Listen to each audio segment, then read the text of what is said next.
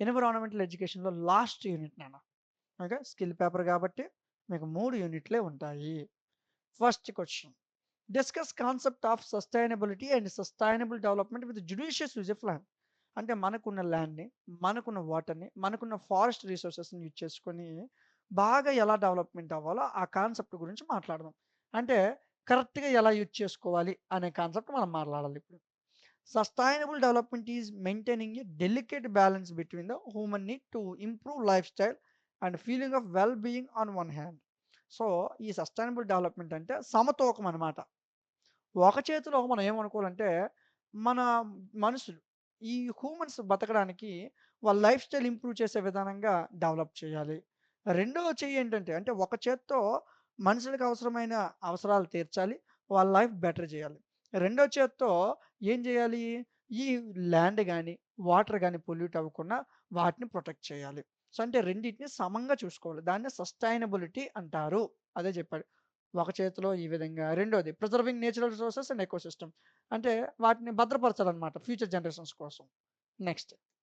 So, improving of life style and well being, preserving అంటే సమతూకం అనమాట. Just it's image అంతే.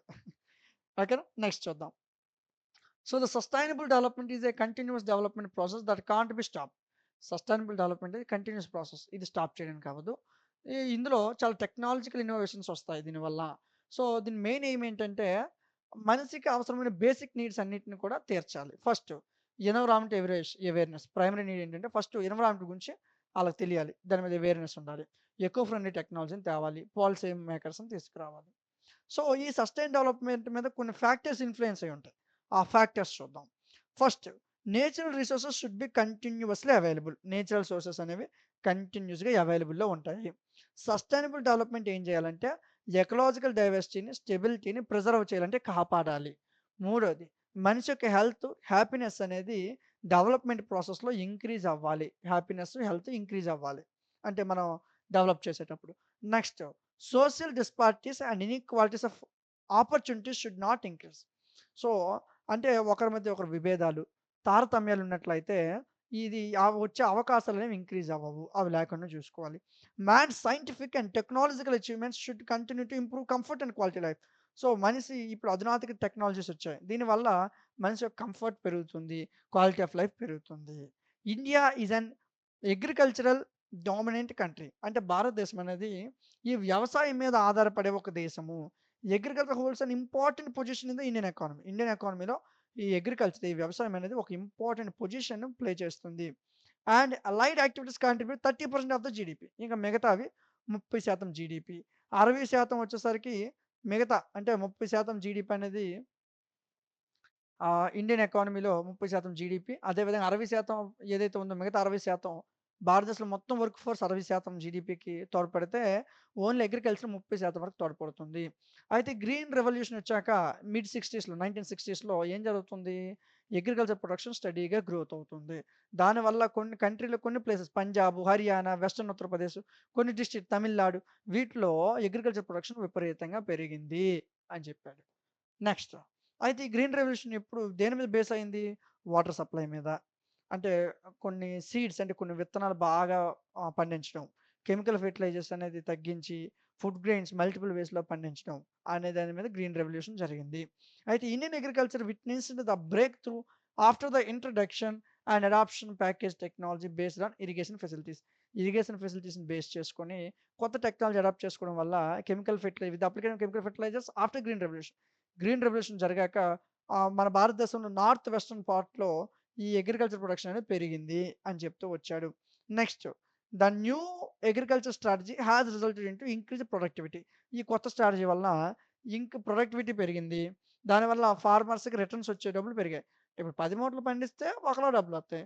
20 మూటలు పండిస్తే ఒకలా డబ్బులొస్తాయి. అంటే రిటర్న్స్ పెరిగాయి. డబ్బులు పెరిగాయి.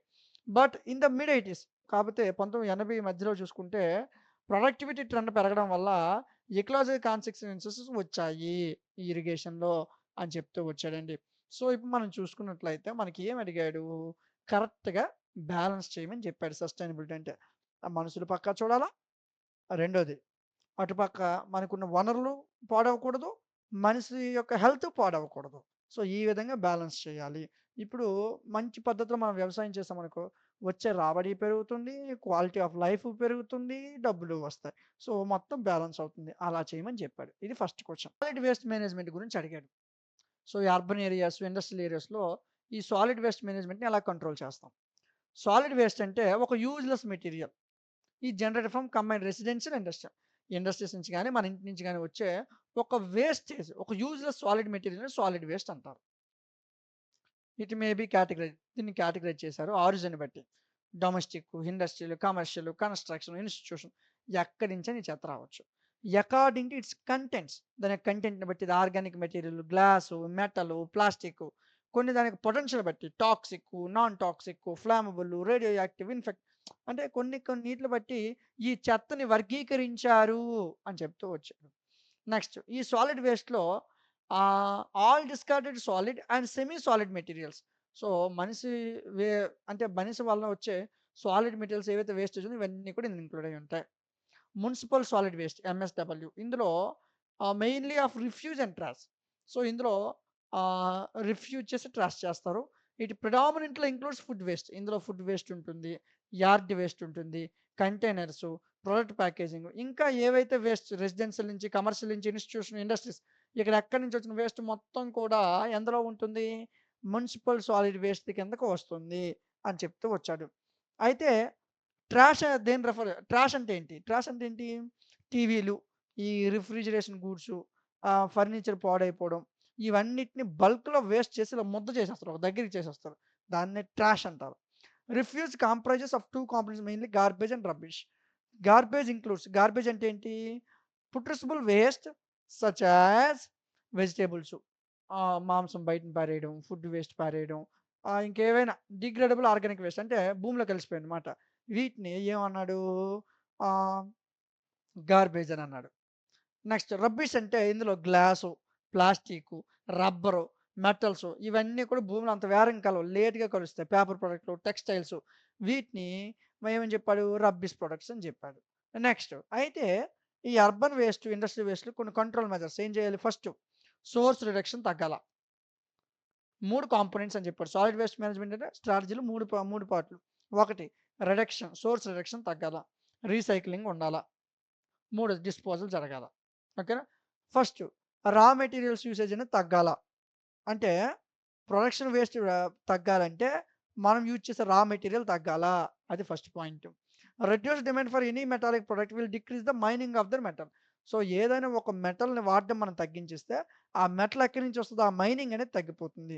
దానివల్ల వేస్ట్ కూడా తగ్గిపోతుంది. ఇది first point. Next reuse of waste material. Waste మెటీరియల్‌ని రీయూజ్ చేసుకునే విధానంగా తయారు చేయాల. ఎలాగా?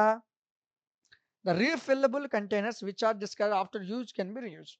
సో, ఒకసారి యూజ్ చేసిన దాన్ని రెండోసారి యూజ్ చేసుకునే విధంగా మనం తయారు చేయాలి. Villagers make case rolls and silos from waste paper and other waste materials. వేరే వేస్ట్ మెటీరియల్స్ నుంచి దాన్ని మరలా రీయూజ్ చేసుకునే విధంగా తయారు చేయాలా. Making rubber rings from the discarded cycle tubes. Cycle ట్యూబ్‌లు ఏవైతే వేస్ట్ అయిపోతాయో, ప్యాచ్‌లు పడిపోయిన సైకిల్ ట్యూబ్‌లు ఉన్నాయి కదా! వాటి నుంచి రబ్బర్ రింగ్స్ తయారు చేయొచ్చు. అంటే మరలా యూజ్ చేసుకునే విధానంగా. న్యూస్ పేపర్ వెండర్స్ యూజ్ చేసుకోవచ్చు. రబ్బర్ బ్యాండ్స్‌కి బదులుగా న్యూస్ పేపర్ వెండర్స్ ఆహ్, reduces the waste generation during manufacturing rubber bands. Rubber bands తయారు చేయకుండా ఈ సైకిల్ ట్యూబ్స్ ఏవైతే ఉన్నాయో వీటి నుంచి రబ్బర్ బ్యాండ్స్ తయారు చేసుకోవచ్చు. సో, ఇలాగ వేస్ట్‌ని తగ్గించొచ్చు. ఇలాంటి financial constraints poor people reuse their materials to the maximum. So, ఈ మెటీరియల్స్ ఏవైతే ఉన్నాయో వాటిని రీయూజ్ చేసుకొని వాళ్ళు మాక్సిమమ్‌గా ఆ మెటీరియల్ ఎంతవరకు అవసరమవుద్దో అంతవరకు రీయూజ్ చేసుకోవచ్చు. Next recycling. అంటే ఏంటంటే, ఒక యూజ్‌ఫుల్ ప్రొడక్ట్ ఏదైతే ఉందో అది దాని పని అయిపోయిన తర్వాత పక్కన పడేస్తాం. దాన్ని మరలా రీసైకిల్ చేసి మరలా యూజ్‌ఫుల్ ప్రొడక్ట్స్ కింద వాడతాం. ఎగ్జాంపుల్‌గా old type products, old aluminium, పాత అల్యూమినియం క్యాన్‌లు గాని, గ్లాస్ బాటిల్స్ కానీ వీటన్నిటిని మెల్ట్ చేసి మరలా కొత్త క్యాన్స్, కొత్త బాటిల్స్ తయారు చేయొచ్చు. మన ఇంట్లో గ్లాస్ ఇరిగిపోయిందని మనం పారేస్తాం. కానీ రీయూజ్ చేసి మరలా కొత్త గ్లాస్ దాని చేత తయారు చేయొచ్చు రీసైకిల్ చేసి. ఫార్మేషన్ ఆఫ్ న్యూ కొత్త products, cellulose insulation from paper preparation of fuel pellets from kitchen waste. Kitchen waste నుంచి ఇంకోటి తయారు చేయొచ్చు. Preparation of automobiles and construction material from steel cans. Steel cans నుంచి ఆటోమొబైల్స్‌ని గాని, కన్‌స్ట్రక్షన్ మెటీరియల్స్‌ని గాని ఏం చేయొచ్చు? తయారు చేయొచ్చు. అయితే ఈ రెడ్యూసింగ్, రీయూజింగ్, రీసైక్లింగ్ దీనివల్ల ఏమవుతుందంటే మనీ తగ్గుతుంది. ఎనర్జీ వాడడం తగ్గుతుంది. రా మెటీరియల్స్ తగ్గుతుంది. ల్యాండ్ స్పేస్ తగ్గుతుంది. దీనివల్ల పొల్యూషన్ తగ్గుతుంది. పేపర్ విల్ రీసైకిల్ చేయడం వల్ల పేపర్‌ని రీసైకిల్ చేయడం వల్ల ఏమవుతది? ట్రీస్‌ని కట్ చేయడం తగ్గుతుంది. కొత్త for making fresh paper. Fresh paper కోసం చెట్లు నరికేస్తున్నాం. ఎప్పుడైతే పేపర్ రీసైక్లింగ్ చేస్తున్నావో అప్పుడు చెట్లు నరకడం తగ్గిపోతుంది. అదే విధంగా మెటల్స్‌ని రీయూజ్ చేస్తే మైనింగ్ తగ్గిపోతుంది. అప్పుడు ఓర్స్ కూడా ప్రశాంతంగా ఉంటాయి. దానివల్ల పొల్యూషన్ అనేది జరగదు అని చెప్తూ వచ్చాడండి. సో, ఇది మనం నార్మల్‌గా రాసేయవచ్చండి. దీనికోసం పెద్ద చదవాల్సిన అవసరం ఏం లేదు. సాలిడ్ వేస్ట్ మేనేజ్మెంట్ ఏంటి అనేది సొంతంగా రాసేయవచ్చు. ఓకేనా? నెక్స్ట్ క్వెషన్ చూద్దాం మరి. ఎన్విరాన్మెంటల్ లాస్ గురించి మాట్లాడదాం. ఎన్విరాన్మెంట్‌లో ఉన్న కొన్ని లాస్, కొన్ని ఆర్టికల్స్ గురించి మాట్లాడదాం. సో, మన ఎన్విరాన్మెంట్‌ని, మన నేచురల్ రిసోర్సెస్‌ని కాపాడుకోవడం కోసం కాన్స్టిట్యూషన్ ఫ్రేమ్‌వర్క్ ఆఫ్ ఇండియా మన భారతదేశంలో ఈ రాజ్యాంగం అనేది కొన్ని హక్కుల్ని కల్పించింది. అవేంటి? అండర్ 4 ఆర్టికల్ 51 ఫండమెంటల్ డ్యూటీస్‌ని పెట్టింది. ఎ duty on every citizen of India to protect and improve the nature environment. Forest గాని, ఈ సరస్సులు గాని, ఈ వైల్డ్ లైఫ్ గాని, సో, ఈ లివింగ్ క్రియేచర్స్ గాని, వీటన్నిటిని కూడా ప్రొటెక్ట్ చేసే బాధ్యత ప్రతి సిటిజన్ మీద ఉంది అని ఏది చెప్తుంది మన రాజ్యాంగం పార్ట్ 4 రాజ్యాంగంలో పార్ట్ 4లో ఆర్టికల్ 51 చెప్తుంది. ఫర్దర్‌గా మన రాజ్యాంగం ఏం చేసిందంటే part 4 article 48 direct principles of state policies ఏం చెప్పిందంటే స్టేట్ ఏదైతే ఉందో state to protect and improve the environment to safeguard the forest and wild life of the country. భారతదేశంలో ఉన్న వైల్డ్ లైఫ్‌ని అదేవిధంగా ఎన్విరాన్మెంట్‌ని కాపాడే బాధ్యతని పార్ట్ 4 ఆర్టికల్ 48 స్టేట్‌కి చట్టం అనేది చేసింది. అయితే కొన్ని లాస్ట్ చూద్దాం. ఫస్ట్‌ది నేషనల్ గ్రీన్ ట్రిబ్యునల్ యాక్ట్ 2010లో వచ్చిన యాక్ట్ గురించి చూద్దాం. So, national green tribunal act అని 2010లో వచ్చింది. So, 1995 and the national environment appellate authority act 1997 ఇవి రిపీల్డ్‌గా స్టాండ్ అయ్యాయి. అయితే నేషనల్ గ్రీన్ ట్రిబ్యునల్ యాక్ట్ 2010లో సో, దాని యొక్క నంబర్ ఇచ్చాడు. Number 19 of 2010 NGT act has been ఇందులో నేను చెప్పడానికి ఏముండదు నాన్న. ఇదంతా మీరు గుర్తుపట్టుకోవాలి. ఎందుకంటే యాక్ట్ ఎప్పుడొచ్చింది, ఏం చేసిందనేది. Has been enacted with the objectives to provide for establishment of national green tribunal for the effective and expedient disposal of cases relating to the environment protection and conservation of forest and other natural resources including enforcement of any legal right relating to environment, giving relief and compensation of damages to persons and property, and for matters connected there with the or incidental thereto. ఏం చెప్తున్నానంటే ఈ NGT act national green tribunal act 2010లో వచ్చింది కదా! So, ఈ act ఏం చేస్తుందంటే ఎన్విరాన్మెంట్‌ని protect చేస్తుంది. ఫారెస్ట్‌ని కన్జర్వేషన్ చేస్తుంది. అంటే ఫారెస్ట్‌ని కాపాడుతుంది. నేచర్ రిసోర్సెస్‌ని కాపాడుతుంది. సో, దీనికి ఎన్విరాన్మెంట్‌కి అనుగుణంగా ఏ లీగల్ రైట్ అయినా సరే ఇందులో ఇంక్లూడ్ అయ్యి ఉంటుంది అని చెప్తూ వచ్చాడు. Next the air the air act 1981లో వచ్చింది. సో, ఎయిర్ పొల్యూషన్‌తో ఉన్న ప్రాబ్లమ్స్ అన్నిటిని తీయడం కోసం ఈ యాక్ట్‌ని తీసుకొచ్చారు.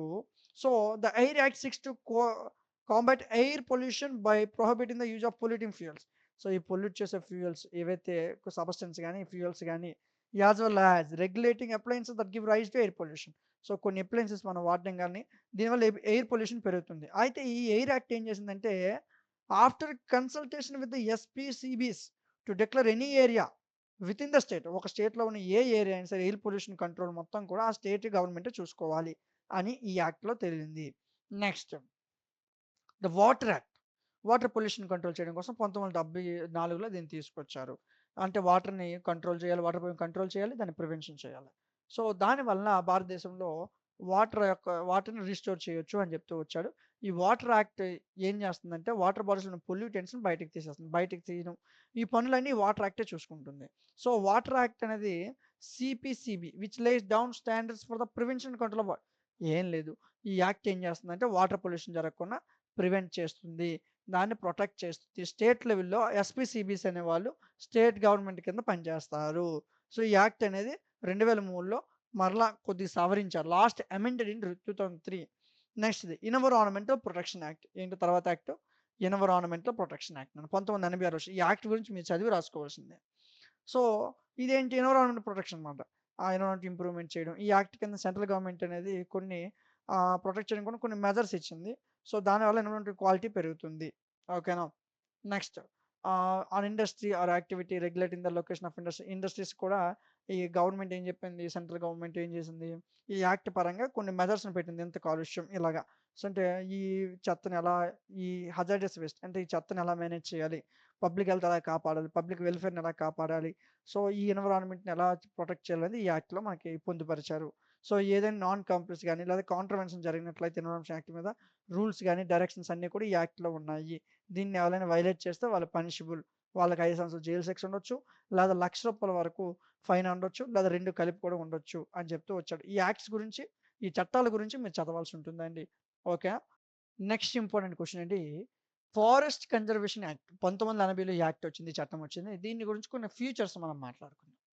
An act to provide for the conservation of the forest and for matters connected with therewith ancillary or incidental thereto. Forest Conservation Act 1980 is a unique piece of legalization and a regulatory mechanism that reflects the collective will of the nation to protect its rich biodiversity.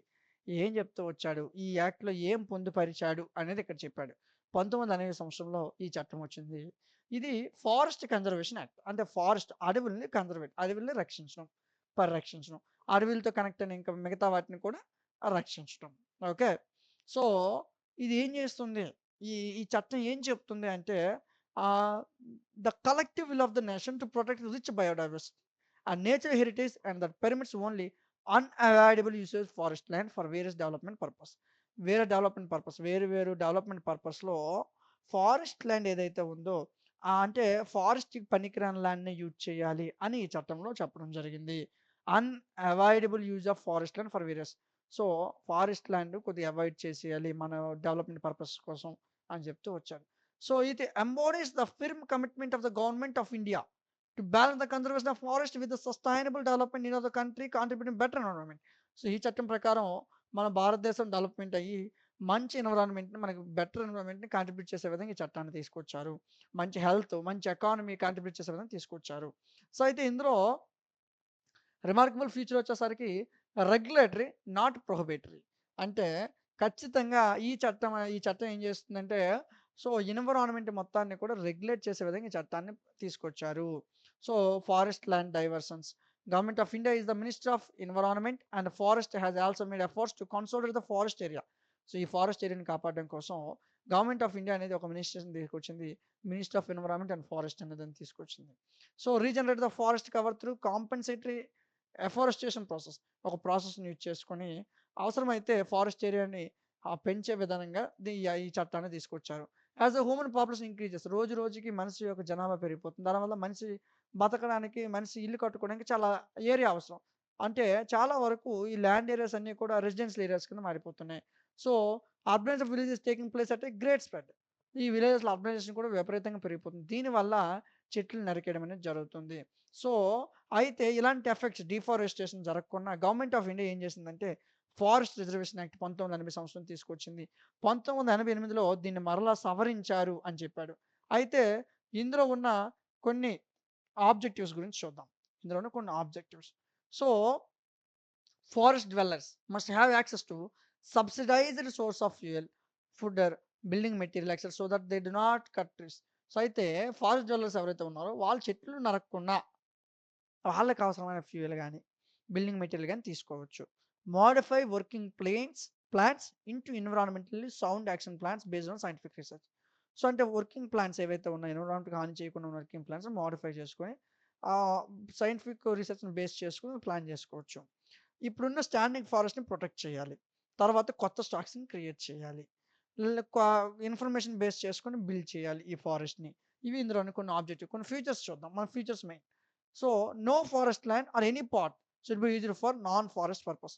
Non forest పర్పస్‌లో forest land దేన్ని వాడకూడదు. The panel provisions were incorporate in 1988 in this act. ఇందులో 1980 సంవత్సరం panel provisions అనేవి ఇందులో incorporate చేశారు. Non forest purpose was extended to agriculture cultivation purpose. So, non forest purpose అనే term దేనికి ఎక్స్టెన్షన్ చేశారంటే అగ్రికల్చర్ కల్టివేషన్ పర్పస్ కింద ఎక్స్టెన్షన్ చేశారు. ఏ స్టేట్ గవర్నమెంట్ కూడా is to issue orders allotting forest land for other purpose. So, లీజ్‌కి గాని ఏదైనా proper approval లేకుండా, సెంట్రల్ గవర్నమెంట్ అప్రూవల్ లేకుండా ఏ స్టేట్ గవర్నమెంట్ కూడా ఆర్డర్స్‌ని ఇష్యూ చేయలేదు. Next, acquaint yourselves with the laws, detailed rules and orders issued by the government. Create awareness about the existence and value of national parks and sanctuaries. అయితే ఇప్పుడు ఈ చట్టాలనేది దేనికి చెప్తున్నారంటే అవేర్‌నెస్. ఈ ఫారెస్ట్‌కి సంబంధించి కొంత అవేర్‌నెస్ తెలియాలి. మన దేశం గురించి తెలియాలి. ఈ చట్టాల గురించి తెలియాలి. ఇలాంటి అవేర్‌నెస్ కోసం ఈ యాక్ట్ పనికొస్తుంది. Helps to create public pressure to change rules. So, కొన్ని రూల్స్, కొన్ని ప్రొసీజర్స్, కొన్ని లాస్ ఎప్పుడైతే అవసరమో అప్పుడు మార్చొచ్చు. Do not litter in a forest area. Forest ఏరియాలో వ్యర్థ పదార్థాలు పారేయకూడదు. Participate in preservation of greenery by planting, watering, care of plants. So, అంటే ఈ మొక్కలకు సంబంధించి కొద్దిగా గ్రీనరీని మనం ప్రిజర్వ్ చేసే విధంగా కొన్ని మొక్కలు నాటడం గాని, మొక్కలు నీళ్లు పోయడం గాని, మొక్కలు కేర్ తీసుకోవడం గాని, ఇలాంటి పనులు చేయాలి అని చెప్తూ వచ్చాడు. ఇవి 3 యూనిట్లండి. చిన్న చిన్నవే. ఫస్ట్ యూనిట్ కొద్దిగా పెద్దగా ఉంటది. రెండో యూనిట్ మీడియంగా ఉంటది. 3 యూనిట్ చిన్నది. ఈ 3 యూనిట్లు నేర్చుకుంటే మీరు ఈజీగా ఈ ఎన్విరాన్మెంటల్ ఎడ్యుకేషన్ పేపర్ నుంచి మీరు ఈజీగా మంచి మార్క్స్ తెచ్చుకోవచ్చు.